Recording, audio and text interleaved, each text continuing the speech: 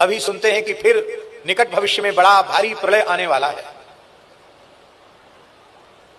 हम कोई भविष्यवक्ता नहीं है, ना हम कोई भविष्यवाणी कर रहे हैं, लेकिन अनेक महान संतों की बातें एक साथ, उनका योग ऐसा बंधा है कि एक साथ वो सब सामने आ रही है कि अभी 2025 से लेकर 2032 तक का समय बहुत खराब है।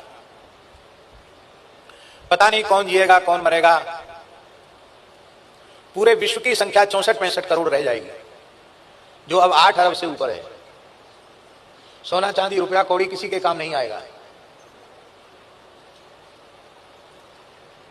तृतीय विश्व युद्ध लगते ही सारी बैंकों में रखी हुई संपत्ति सरकार की हो जाएगी, हो जानी भी चाहिए, क्योंकि देश पर संकट है तो देश से बड़ा कुछ थोड़ा ही है।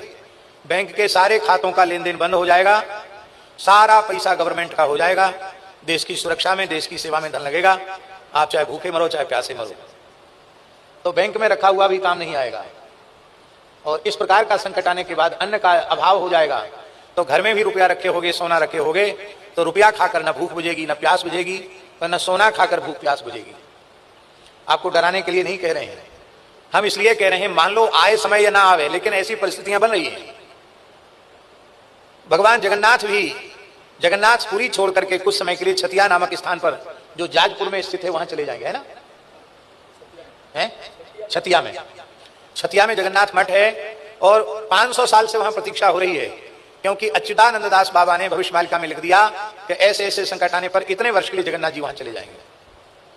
तो ये कोई आज की बात नहीं कि 4-6 महीने में ये बात चल रही हो। छतिया में जगन्नाथ जी आएंगे तो सैकड़ों वर्षों से लोग कह रहे हैं।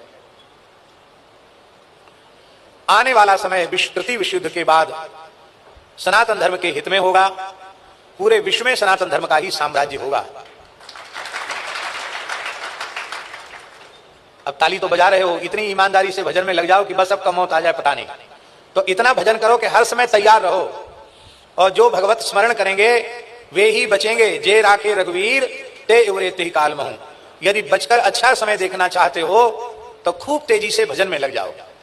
सत्य, सदाचार, अहिंसा, ब्रह्मचर्य, अपरिग्रह इत्यादि जो धर्म के नियम हैं, उनका अपनी अपनी मर्यादा के अनुसार यथासाध्य उनका पालन करो। उसी से भगवान कृपा करेंगे, उसी से सुरक्षा होगी।